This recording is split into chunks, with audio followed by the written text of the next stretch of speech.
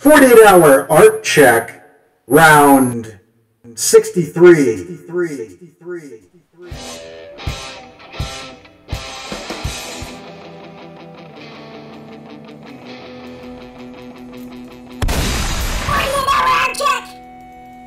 All right, here we are.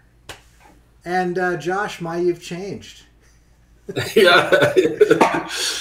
Shaved the beard, had to shave the beard, got rid of the, well, he doesn't always wear the tie, that's just the work, but yeah. Yeah, so this is Scott Serkland. You guys will recognize him from being on my show and Artcasters, which he's invited me on several times. Josh is at Adobe Max and wasn't able to art check with us, but luckily Scott is just as productive, if not more so, than Josh and I, and so he's ready at a moment's notice to tell us what he's done in the last 48 hours. But before we get started, let's the new format is that we have kind of the talking first and then the art check last. So you're talking about kind of an interesting thing that I think would be kind of fascinating to kind of delve into, and I'm not sure exactly what angle to take, but kind of transitions. You recently started a transition in your day job. Do you want to kind of like jump in and we can kind of talk about that a little bit? Yeah, so the company I work for as an illustrator, and I've worked there for about the past 3 years, well, almost to a T. You know, I think I started in October 3 years ago. And so that company, at least the part of that company that I work for, well, actually the whole company is basically going away. And some people are kind of getting absorbed into a sister company, but not my position. So my last day, I guess, will be the end of this month, and I've got a little bit of severance. But so now I'm just kind of faced with, well, what do I, what do I do? And I've got, I have one or two freelance clients that I kind of kept on to, but I mean, if you watch the Artcasters or whatever, if you kind of know my scenario, one of the main reasons why I took that job was because I found that doing freelance, I was doing just a lot of the stuff I was doing was just the promotion and everything, and that was taking, just to bring in work, that was taking a lot of my time. And it seems crazy, but it seemed like I had more time even with the full-time job to do my own stuff. So now I'm trying to rethink that, and I'm not exactly sure the route I'm going to go. I had a meeting with a potential client that could be something big if it happens, but you know how that stuff is. Right. So I don't want to count on that. If it happens, that's cool. And then with that, I may be able to, these would be this plus the other client that I have are ongoing. So that could probably make up for the day job. But again, I don't want to count on that. So, but it would be nice because if I could get in a situation where I have sort of like a retainer client, a couple of retainer clients, that's sort of ongoing work. So I'm basically in the same position I was before, where I've got that steady income, and don't have to, spend so much time into promoting. I'd be in a better position because I would gain time, all that commute time. And of course, when you're working for yourself, you're not spending, I mean, when you have a day job, you basically do your 40 hours, a week. And whether you can get it done in, if in an 8-hour day, if you can get your work done in 4 hours, you still have to spend 8 hours there. So, and that's just the way it is. So, I mean, I could definitely be in a better position if I could get something like going like that. So that would be the ideal scenario. But yeah, it's just, this thing wasn't a complete shock because I've been through this so many times. You start to see the signs, you start to see the closed door meetings, you start to, a company that was very transparent before starts to not have meetings letting you know what the financials and things like that are and where the company's going. So I knew it was a matter of time. I was just gonna ride it till the wheels fell off, and they eventually did. So so how much not that they gave you any notice, but how long have you known that kind of the writing was on the wall? Well, so I mean, it was, as far as something like this goes, it was. I mean, I think they're being pretty fair. I mean, like I said, I'm getting severance, and then Right. and they told me the beginning of this month, so I had basically a month, and I'm still there, so I'm working until the end of the month, Yeah. and then assuming that I do that, then I get the severance and everything, and there's a contract to sign for that and everything. So, but yeah, so what was the original question? You just wanted to know? I'm just curious. You know, when something like that comes up, it's an interesting thing because, you know, it could happen to any of us. Right. And you could show up to work at any point in time and be done that day. Right. And so there's financial things to consider. There's also, you know, other things that come into play as far as, you know, what are you jumping to, you know, and that type of thing. And I know in the past you've talked a lot about liking that you have a day job so that it kind of frees you up in your free time to produce what you want. Are you finding that there's now a shift between what you're spending your time on in the evenings, or has what you've been spending your time on in the evenings been prepping for some sort of transition? In a way, it kind of has. So, I mean, the timing was fairly good as far as those things go, because I was already ramping up to launch my new website, rebrand, and then I've got some things like the first of the year that I'm planning on launching that hopefully will, you know, be money earners. And I do have, you know, I've got passive income streams in addition to what client projects I have. But they're just not at the point. So you know, my whole thing was to kind of build on those and hopefully get those things going. But this is kind of expediting that process. So, but yeah, so I was kind of moving in that direction. I mean, I'm always moving to try to, you know, build Serkworks into something more sustainable, not just as a studio that does client work, which now will have that's just the way it's going to be, is just going to have to be more of that, but as a product line that hopefully can, you know, and a brand that can, you know, sustain itself. But again, it's still, even though it's moving in that direction, it's still a ways off. But then, you know, you never know. You never know when something like that's going to catch on. I've heard so many stories about, you know, almost every success story you hear, it's like, well, I was down and out, I lost my job. And whether that's just, you know, sort of they're building it up or not, I don't know. But you hear those stories all the time. And then I was kind of like, I had nowhere to go. And then all of a sudden I did this and it just happened. And a lot of times it's like you build on these things, and whatever reason, like maybe, you know, who knows, I could have a video that goes viral tomorrow and then everything could change. Now, you can't count on that, but a lot of times it seems like that's the type of thing that happens, where people just work and work on something, and then it just, something catches, you know. Yeah. And you can't count on it, but it's not like totally out of the realm of possibilities. And all you do is you keep building and building, and hopefully something like that will happen, or it'll just be a gradual thing, you know. Yeah, and you can definitely rule it out if you're not constantly throwing those hooks in the water. You know, I mean, if you're not casting your line, you'll never catch a fish. You know, but whether or not something bites is a whole different story.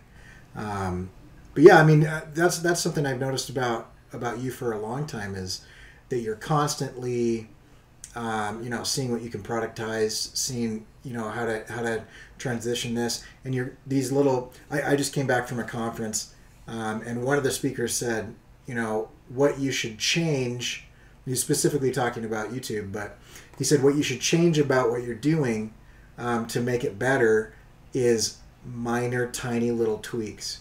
He said, like, don't just like burn everything to the ground and then try something and then burn it to the ground again and try something else. He said, take what you've got and do these minor little tweaks. And one of the things I've noticed with Serkworks is that, you know, you've got posters and you've got this, and then you're like, well, I'm going to see what happens when I do these vector packs where people can build their own thing. You go in that direction, and it's not like you're spread super thin, but it just seems like these minor little tweaks. And I mean, actually, even down to the thumbnails, there was research on a different presentation, and what you've been doing with your thumbnails. And I wonder if this is coincidental or if it's well researched, but the way that you produce your thumbnails is in line with the data that they were presenting as like the most effective like way to get clicked on. I thought that was really interesting. How so? I'm curious. So they said there was some data saying that big faces where they can see the whites of your eyes, showing expressions, and very few words with high contrast. So those three things. I heard that too. High contrast, and they say no words outperforms words, but if you have words like 5 to 10 characters, outperforms everything else. And then big faces, and usually 2 or 3 faces is better than 1, showing some sort of emotion. That's kind of the only thing that, and like the video I just put up today, I kind of broke that, and I didn't put my face just because I kind of worry that my thumbnails might start to look the same. Now maybe that's a good thing because people recognize it as part of a series of, oh, it's this guy, I like his videos. Right. But every once in a while I'll do something different. So this one I just kind of showed some posters and a little bit of type and everything. But so every once in a while I'll change it around, or I'll put artwork on it. But so I don't know if I should always show my face or just, I don't know. It's hard to say. But then again, the videos that do the best for me don't have my face on them. But I think that's just because they're a little more like the ones that do the best for me, like the art hack videos. Right. So, and those are an entirely different type of videos where you can just jump on and watch those, and you don't have to really follow me. And even sometimes when people do watch those videos, they're like, let's just get to the art hacks, and I don't want to hear this guy talk. If they're just somebody who's just jumping in, you know, who doesn't, but that's not me. So, you know, I'm not going to change that. But I try to get to them fairly quickly on those things, just because they're also for my audience, but also for a larger audience, I think. Yeah. Well, I think ultimately with everything, all of the algorithms, especially the ones that are built for like searching, they're built around, you know, delivering the most relevant stuff. And so if your thumbnail looks like the thing that is the most likely to be what that person was searching for, I think that's actually the most effective thing to grab people's attention. And so if they're searching for, you know, a sketchbook tour, you know, and they see a sketchbook grid layout, you know, that's going to be a good one. If they're searching for, you know, somebody talking about something and they see somebody's face, then they're going to click on that. And so it's kind of an interesting thing. I don't think it's like a one size fits all, but yeah. So yeah, any closing thoughts on transitions before we jump into the art check?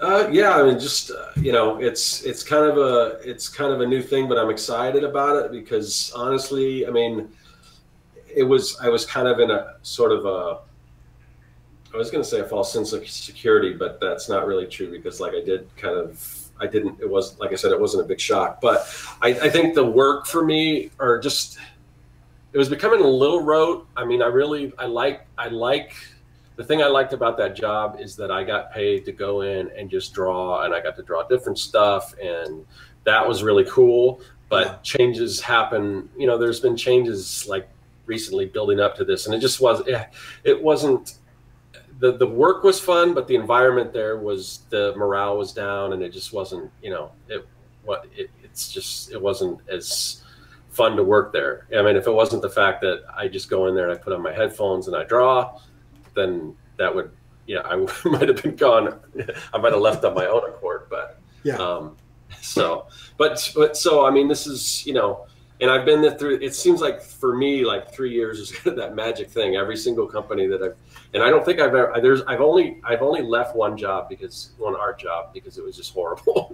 But other than that, I've always been laid off because it's whether it's a startup or whatever, and they just don't seem to, they can't make it over that 3 years, or at least since the time I got hired. It's always been about 3 years since they went under. So Yeah. that always seems, every time that seems to be the case. But you know, I've been through it before, and I was going to say I'll probably go through it again, but hopefully I won't, because, you know, again, these full-time positions are just, you have more, if you can build your own thing, you have more job security than you ever would working for somebody else, in most cases. So because you kind of control your destiny. So I'd like to do that. I mean, again, I'm still not at that point where I can totally say, yeah, I can jump into this and make it happen without maybe having to go back and take a full-time job if I need to. But I definitely want to give it a shot. So we'll see. Yeah, that's great. Yeah. But, you know, if it's going to work out for anybody, it'll work out for you. I mean, you're definitely set up for it. So, all right. Cool. So let's do the art check. So we're going to start with what we've done in the last 48 hours or so. I mean, usually it's kind of like since Friday-ish because it's the weekend. And so I'll go first, take 30 seconds, and then if you have any comments, and then you can go, and then if I have any comments, and then we'll hit the next round. So in the last, let's see, let me press this button.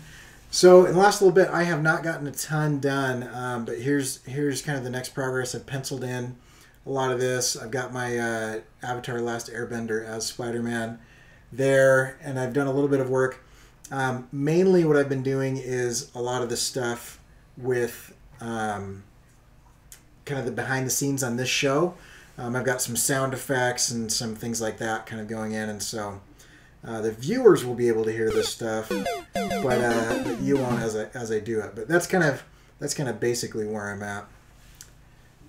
Cool. So yeah, I'm really digging this. So how much further you're kind of doing this as an Inktober project too? So do you still have the end of October for this to go, or is that how that works? That's my goal. This is kind of like a little bit of a break between big projects, and so it's kind of me taking a month off. And so I'm trying to do a character or two a day, and I've got more than 30 characters there, and so some of them are tiny, and I can ink them in like 10 minutes, and some of them take a little bit longer. But yeah, it'll take me till the end of the month, including the kind of brick work and everything else that's going on. So awesome, yeah. Awesome. So how about you? What have you been doing? Okay, so yesterday I worked on a video, the poster video, just editing and filming that and everything with some footage that I took the previous day. I've been working on these Inktober sketches that you see up there. I'm doing a series of mini monsters for Inktober, mostly classic monsters, some of my own designs, some that are sort of fan art. And I've been working on some client work that I really can't show or can't talk about, at least yet. But oh man, I got that all in time. All right. That's perfect timing right there. All right. So I have a question on these. Are you planning on doing anything more than the ink? Because I think they'd be great as stickers or sketch cards or like a little set or something. Are they going somewhere? Yeah, well, I might do an art book with them, and I might also do. I am looking to do a Patreon reward. So I may do, whether it's I'm looking at kind of what Jason Brubaker's doing, where he's doing a book. So whether it's a physical book, if that's a possibility, or like a digital book, but something maybe if I do a Patreon, have it as like a Patreon backer thing, or both. You know, maybe the Patreon people get it for free, and I also sell it. I don't know. I haven't figured that out yet, but I probably would do something with it.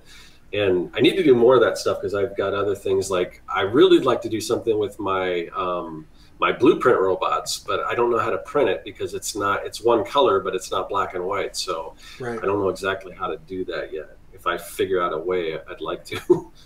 Yeah, so, that would be interesting. I wonder. Yeah, it's an interesting problem to run into.